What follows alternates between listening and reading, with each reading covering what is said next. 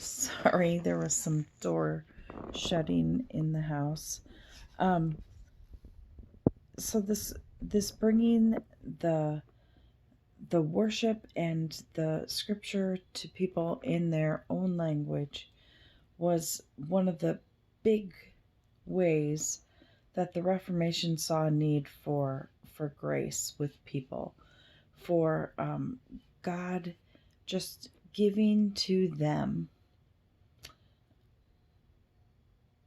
love without a requirement. Whereas people were used to a church that was requiring them to do things and to pay things and to to learn things in order to be able to participate in worship.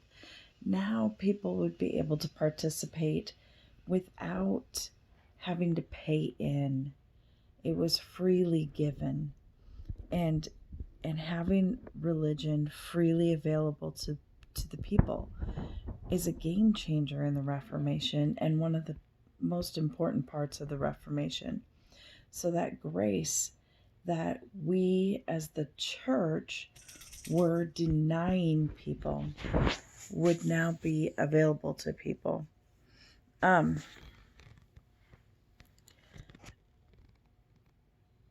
it begs the question. So as we finish up tonight, it begs the question,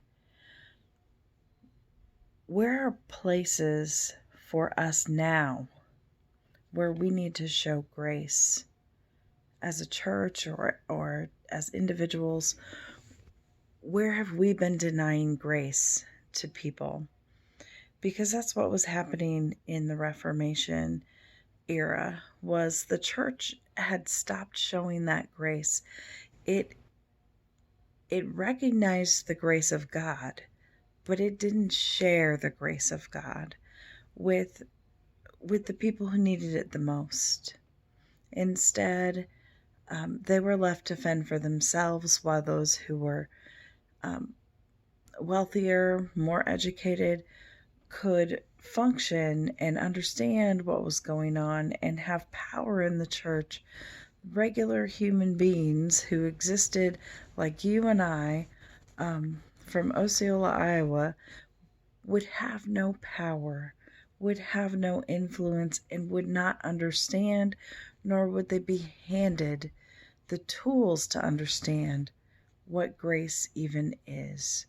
So not only were they not being given grace, they weren't even able to understand what grace was or what it looked like, because it was being denied to them by the church.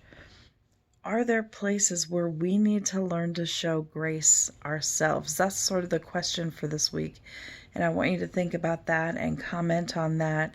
I mean, maybe there's no grace in politics right now. Maybe there's no grace in sexual morality, in healthcare, in finances, in certain groups that we try to control by denying them the same grace that we participate in, such as women, children, minorities, the poor, whatever group that we feel like we should be holding back because they don't deserve what we do. That kind of grace needs to be let go by us and by the church.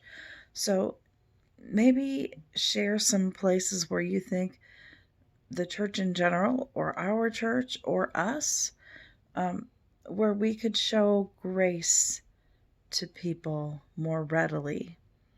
And maybe there's a need for a little bit of reformation in each of our lives still, so that people can have that reformation grace for themselves right here in Osceola. Where is the church refusing to show grace? Where are we refusing to show grace? Or are we only giving grace to certain people over others?